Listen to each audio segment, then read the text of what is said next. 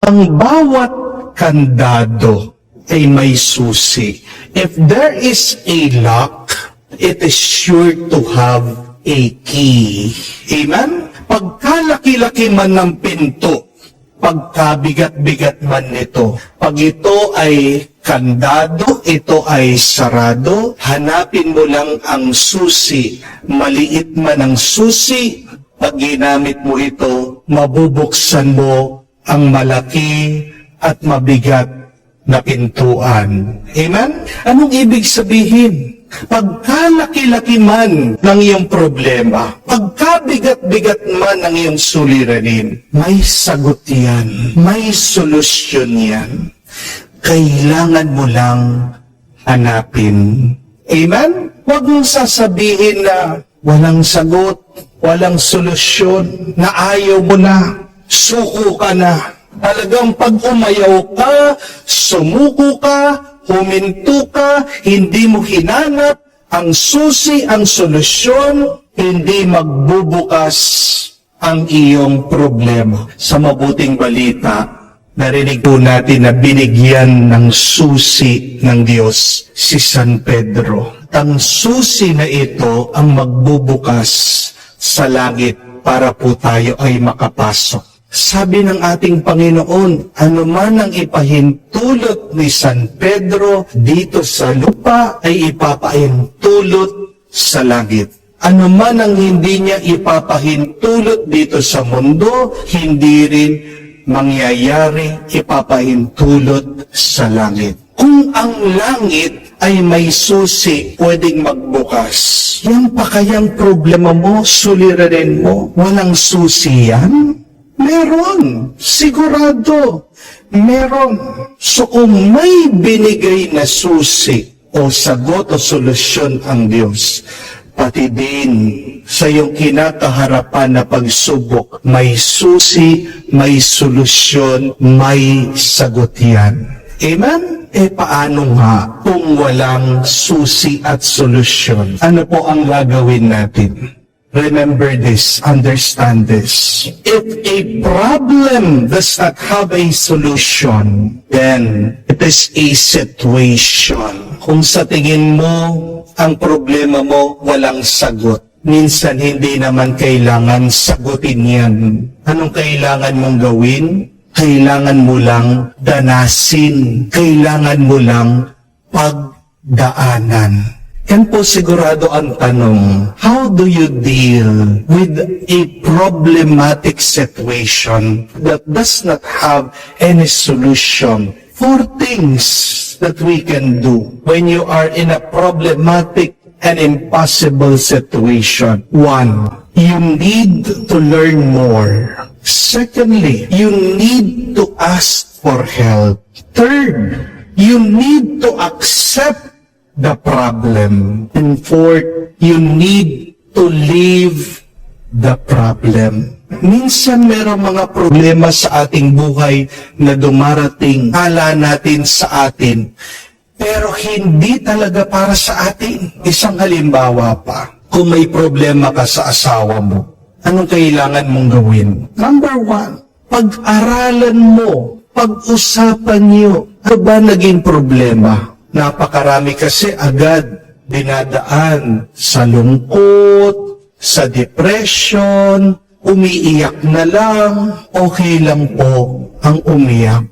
Pero pagkatapos mo ng humagulgol, ilabas lahat ng iyong lungkot, mag-isip ka. Ano kaya ang magagawa mo para masolusyonan niyo yung problema niyo mag-asawa? Umupo kayo, mag-usap kayong dalawa mag-asawa. Ano ang magagawa niyong dalawa para matapos niyo itong inyong hidwaan, itong inyong away? Pero pangalawa, kung talagang ayaw niya, matigas ang ulo, matigas ang puso ng asawa mo, and then magpatulong ka sa Diyos. Meron talagang mga problema na binibigay ang Diyos sa atin na napaka-imposible na hindi natin kaya. Para saan? Tinuturuan lang tayo ng Diyos na kumapit sa Kanya, maniwala sa Kanya, manalig sa Kanya. Sabi po ni San Pedro, cast all of your anxieties on Him. Huwag mong hahayaan na manatili ang problema mo sa isip at puso mo. Bibigat lang ang iyong buhay. Pero pangatlo, tanggapin natin na hindi natin mababago ang ating sitwasyon. We have to accept sometimes that we can do nothing. And that is perfectly normal. Wala pong masama doon. Kung pipilitin mo, baka lalong magkaroon ng problema. Hindi po ba? Kung minsan nasisira ang iyong sasakyan, kahit na anong gawin mo, dala mo na sa kasa, sa mekaniko, wala kang magagawa. Bakit? Nasira pala yung isang pyesa. Kailangan mo lang hintayin. Nag-order pa lang ng pyesa sa ibang bansa. Wala kang makikita dito sa Pilipinas. Minsan ganyan na nangyayari sa atin. Walang mabilisan, walang madalian na sagot at solusyon.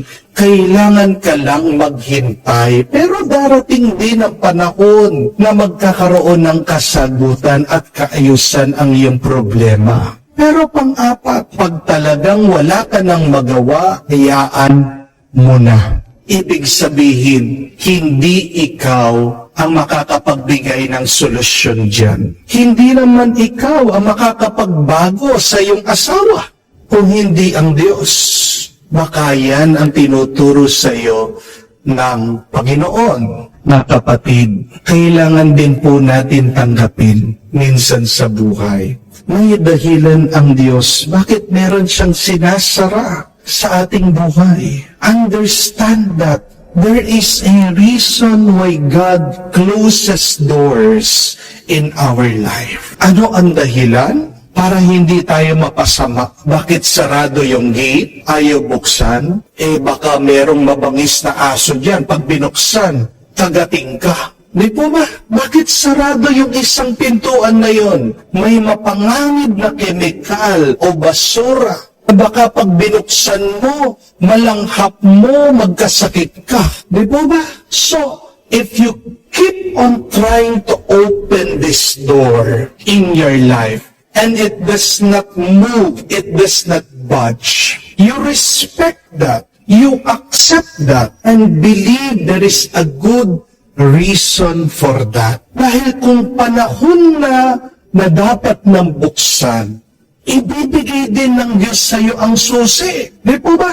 Yung para sa iyo, ibibigay ng Diyos. Yung nakakabuti sa iyo, maghintay ka. Iaalay ng Diyos sa iyo diretso. Ilalapit ng Diyos sa iyo. Kung talagang ang isang bagay ay para sa iyo, ang Diyos pa mismo ang magbubukas niyan para sa iyo. Amen? Meron po akong kakilala. Ang tagal-tagal na po nag-a-apply sa ibang bansa.